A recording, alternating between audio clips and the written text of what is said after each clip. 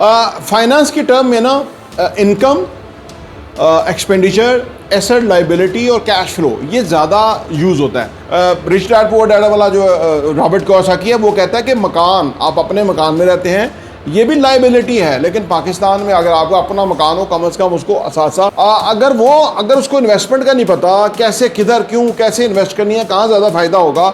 जो लोग एसेट्स के कॉलम को केयर नहीं करते, उसमें इन्वेस्ट नहीं करते, बल्कि लाइबिलिटीज़ में इन्वेस्ट करते हैं। गाड़ी ले लेंगे, कहीं और चीज़ें खर्च करेंगे, पैसा, गैजेट्स लेंगे, मोबाइल ठीक चल रहा है, नहीं चेंज कर लेते हैं दो।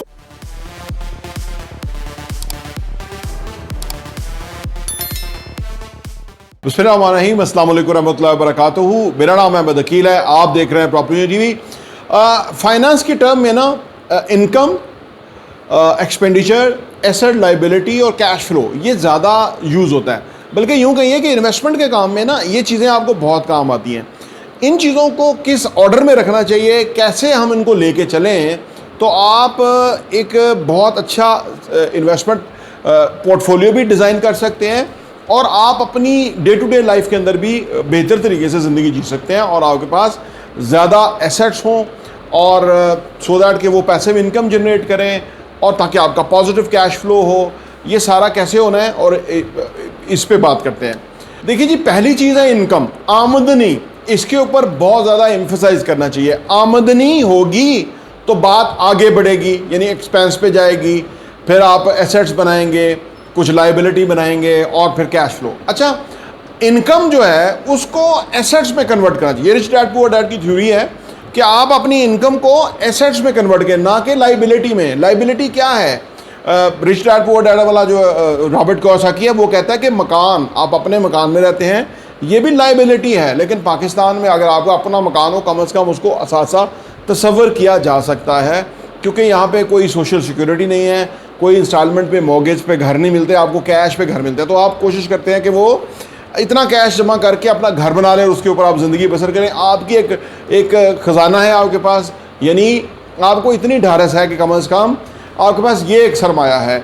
अदरवाइज़ अगर आप ये ना करें, जो लोग नहीं करते, जो लोग किराए के घरों में रहते हैं, आम तौर पे अगर आप देखें तो वो अपनी लाइबिलिटीज़ के ऊपर भी ज़्यादा खर्च करते हैं। अच्छा, एक मखसूस तबका है जो कि 1-2% क्लास है कि जो किराए के मकान में रहती है और अपना जो पैसा है उसको सही जगह इन्वेस्ट करते हैं और उससे कई गुना ज़्यादा पैसा कमाते हैं। फ़र्ज़ करें वो 1 लाख रुपये महीना किराए के घर में रहते हैं तो साल का 12 लाख रुपया, और वो जो घर है जिसकी 1 लाख रुपया वो पेमेंट देते हैं किराए की शक्ल में, वो 4-4.5 करोड़ का है। तो ये लोग जो है क्योंकि इन्वेस्टमेंट को समझते हैं तो 4-4.5 करोड़ रुपया इन्वेस्ट करके ये साल का 50 लाख रुपया कमाते हैं और 12 लाख रुपया किराया देते हैं।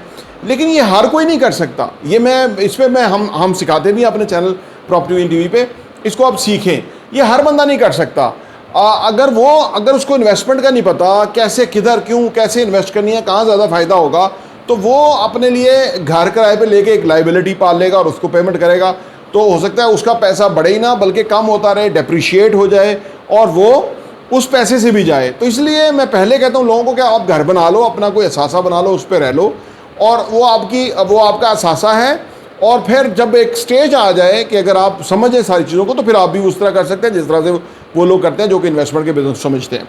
तो आपका जो पैसा इनकम है, इनकम जितनी जनरेट होकर उसको असासों में कन्वर्ट करेंगे। बस मुश्किल आपको तब तक होगी कि जब तक उन असासों की कीमत आपने पे करनी है। जिस दिन आपने उनकी कीमत पे कर दी तो वो असासे पैसिव इनकम जनरेट करना शुरू कर देंगे। तो आपकी इनकम और पैसिव इनकम मिला के एक खासा चंक आपके पास आमदनी का आ जाएगा।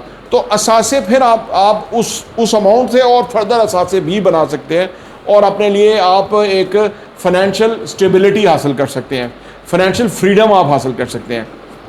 इसके बरक्स जो लोग एसेट्स के कॉलम को केयर नहीं करते, उसमें इन्वेस्ट नहीं करते, बल्कि लाइबिलिटीज़ में इन्वेस्ट करते हैं। गाड़ी ले लेंगे, कहीं और चीज़ें खर्च करेंगे, पैसा, गैजेट्स लेंगे, मोबाइल ठीक चल रहा है, नहीं चेंज कर लेते हैं, 2 लाख, 4 लाख, 5 लाख का और ले लिया।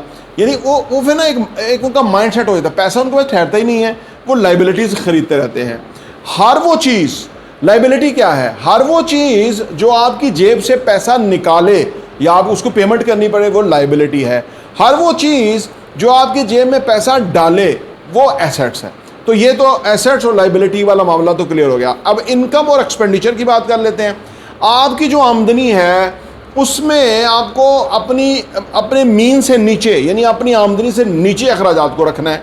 अगर आप शुरू से ये कंट्रोल करने में कामयाब हो गए और आपने अपनी आमदनी के मुकाबले में अपने अखराजात को नीचे रख लिया, तो इससे क्या होगा कि आपकी आमदनी जो मिलेगी आपको वो असासों में कन्वर्ट हो जाएगी। तो ये बड़ा एक तवाज़न कायम करना होता है कि जितनी आमदनी है अखराजात नीचे रखें।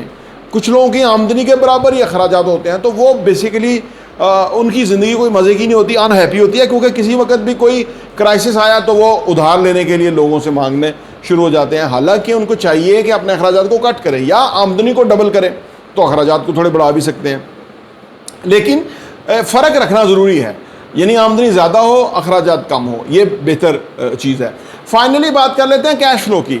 देखिए कैश फ्लो जो है ना, बिज़नेस अगर है तो उसके अंदर अगर आपके पास पैसा इनफ्लो हो रहा है ना, तो फिर आपका बिज़नेस है। अगर कैश बाहर ही जा रहा है और आपके पास कैश आ नहीं रहा, तो बस ये फेलियर है बिज़नेस का। आप वैसे भी अगर आप जॉब भी करते हैं तो आपकी जेब में पैसा जितना आपको रिक्वायर्ड है, जितनी भी टाइम के ऊपर आपको जाना चाहिए वो पैसा आपके पास होना चाहिए। फॉर एग्जांपल आपने असासे ज़्यादा ले लिए हैं, अब आपके पास कैश फ्लो है नहीं, अब इसकी मैनेजमेंट आपको रिक्वायर्ड है।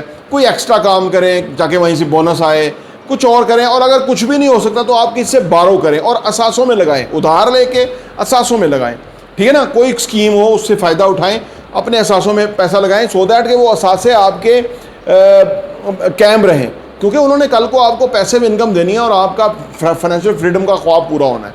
तो कैश फ्लो को आप पूरे साल की कैश फ्लो को पहले मैनेज करें कि इस महीने मुझे कितना पैसा चाहिए। इससे क्या होगा, इससे ये होगा कि आपको पता लग जाएगा कि कब पैसा चाहिए और उसके लिए आपने कैसे पैसा और जनरेट करना है।